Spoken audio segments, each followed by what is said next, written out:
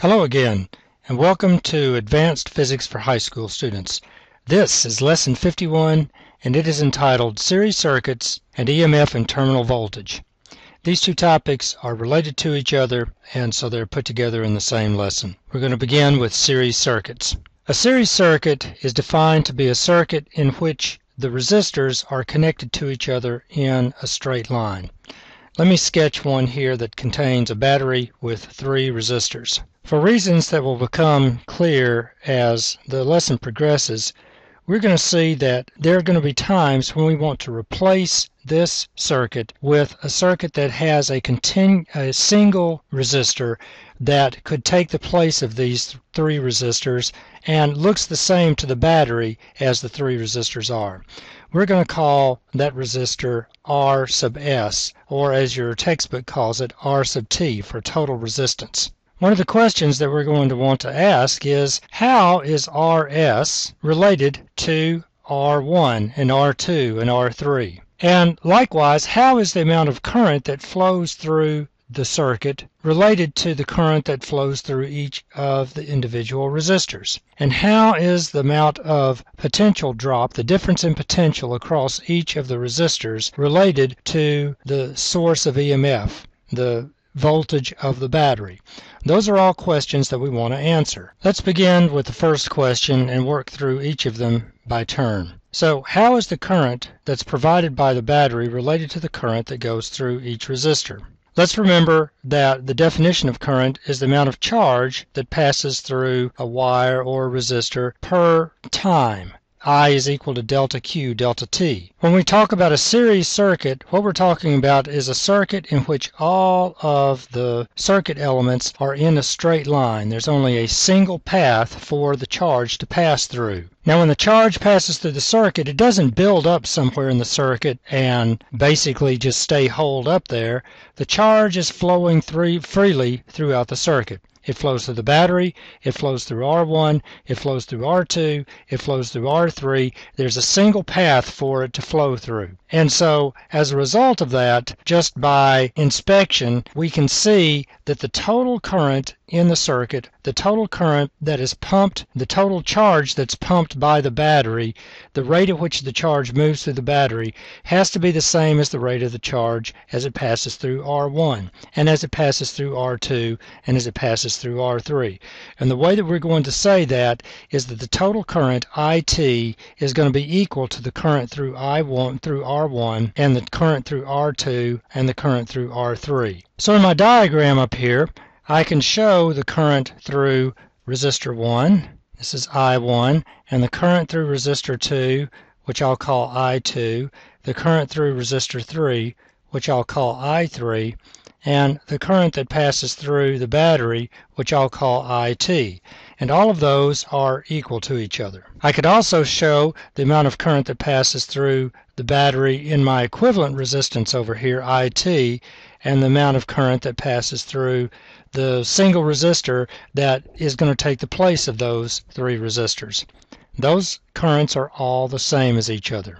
So that answers question number 1. How is the current through the circuit related to the current through each resistor in a series circuit? They're all the same. Question number 2. What about the voltage drop, or the potential drop, the difference in potential across each resistor? Let's think about what voltage means. Voltage means the amount of energy per charge that the battery gives to the charge as it moves around the circuit. There's a certain amount of energy that the battery gives to each of those charges. Some of that energy is dissipated through the first resistor, some of it is dissipated in the second resistor, some is dissipated through the third resistor. I could write the voltage drops across these things, and the way that we'll write the voltage drops is basically a statement of conservation of energy. The energy that passes through the battery, the energy that's supplied by the battery, is equal to the energy that's dissipated by R1, and the energy that's dissipated by R2, and the energy that's dissipated by R3. Here's how we write that. It's as a sum. Now question number 3.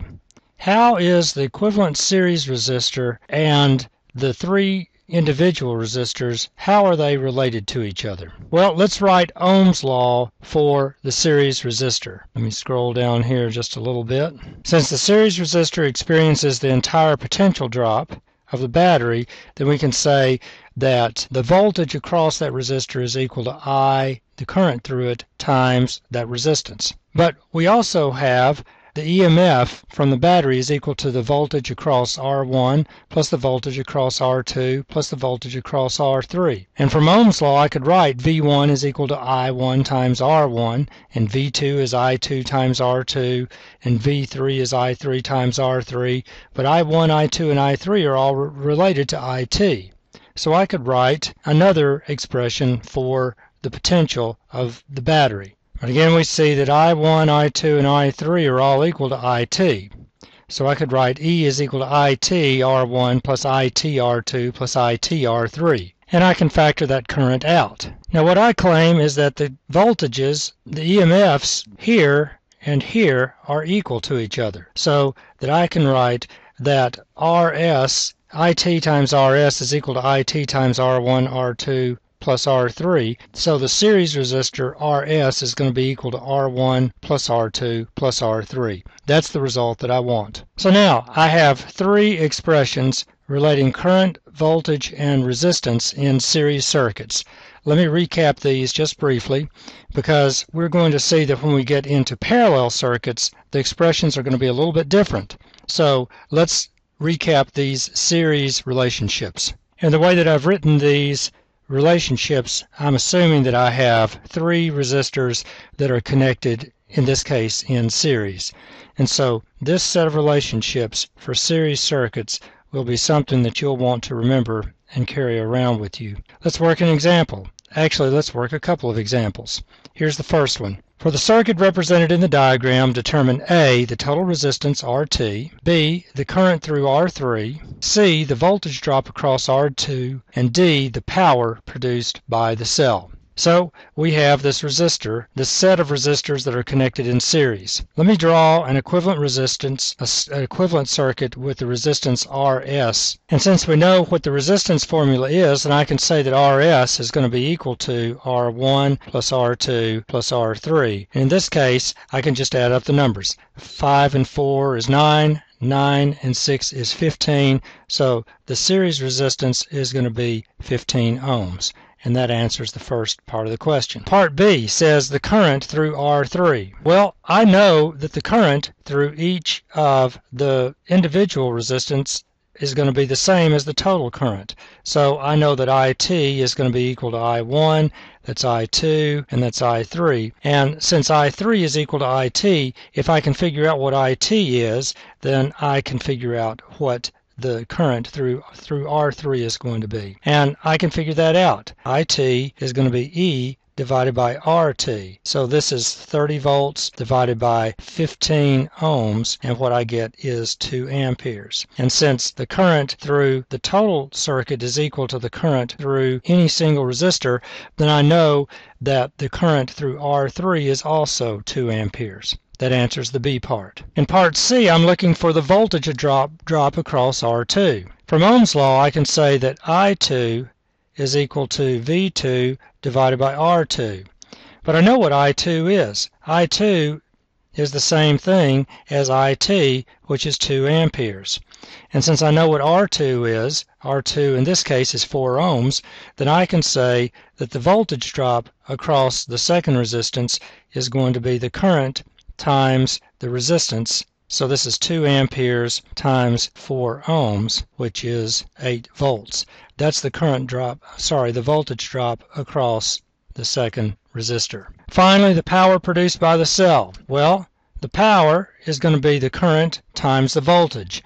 And if the cell is 30 volts and the current through the cell is 2 amperes, then I could say the power is equal to the current times the voltage, which is 2 amperes times the 30 volts, which is 60 watts.